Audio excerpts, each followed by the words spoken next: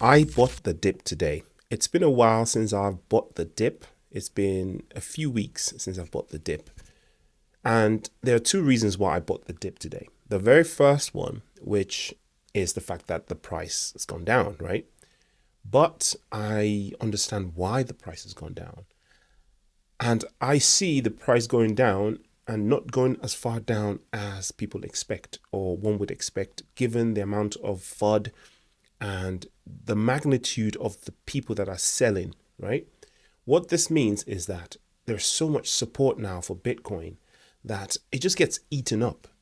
We're learning about Grayscale and other whales having to dump orders of magnitude of Bitcoin, and the effect is almost non-existent. I've been around for a few bull runs, so I've seen this sort of stuff. I've seen 80% dumps and stuff happen. And some of those dumps were caused by FUD that was less impactful than something like Grayscale selling. I mean, last bull run, if Grayscale had sold Bitcoin, we would have seen something like a 25 to like a 30% crash immediately. But this time around, we're seeing, 2%, 5%, and people are calling 8% a crash. That's absolutely insane. What that means is I don't think that we're going to see Bitcoin crash a lot more than we have. I know people are predicting that the market is about to do a proper pullback, right?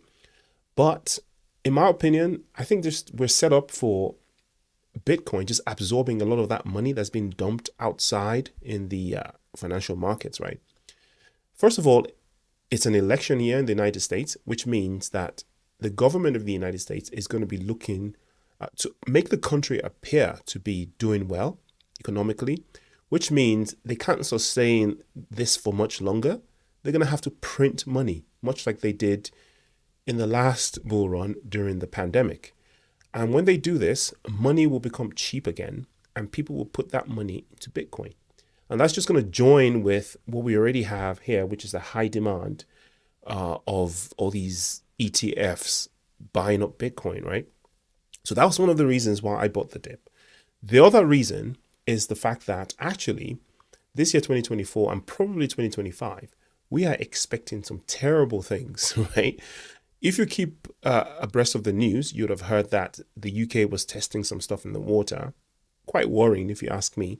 The UK stands shoulder to shoulder with the United States. So we're deep in the same doo-doo that the United States is in, overspending all the money we don't have, dropping things on different countries around the world.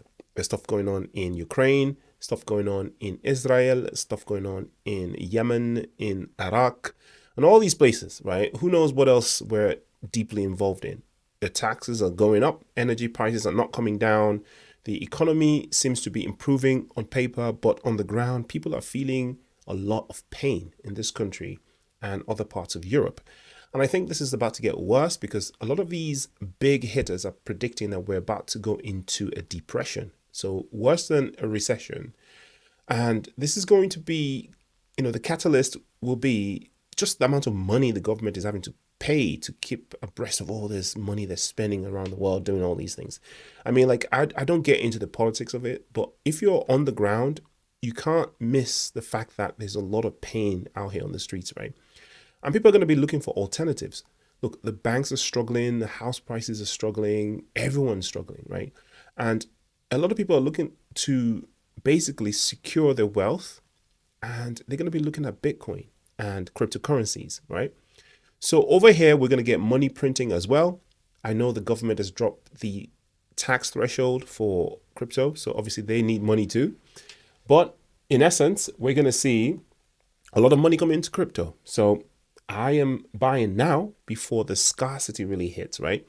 The scarcity will hit when, these companies big that are selling Bitcoin to the ETF buyers, right? So the exchanges like Coinbase, like Binance, like Kraken, like all these other ones, crypto.com, yeah. Those whales also, when they start running out of Bitcoin, we're going to get two things. We're going to get more demand for Bitcoin than the supply that we have, especially after the halving. And then we're going to get the expectation of the bull market will reduce the likelihood of people selling. So the miners will stop selling. The whales also would be reluctant to sell. So that reluctance to sell plus the dwindled amount of Bitcoin in the system will cause that hockey stick that we get every time when the bull run really kicks in. And it will lead to a kind of like a blow off top for Bitcoin, really. And when that happens, obviously, that's going to light the alt on fire.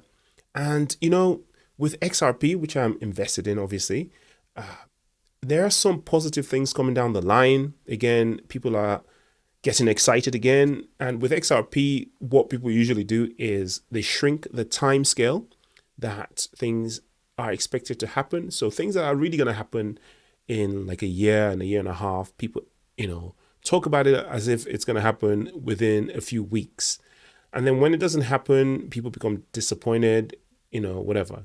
But if, like me, you just know that, this plan is rolling slowly in the background, but slowly but surely, right?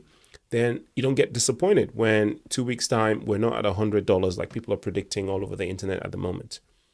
So if you add the fact that, there are some big things coming for XRP, plus there's some big issues coming around the world globally, macro events that are going to cause a lot of demand for Bitcoin. There's going to be money printing because it's election year in the United States.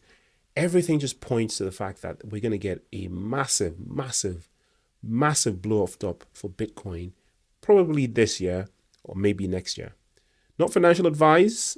Do your own research, and I'll see you in the next video. Peace.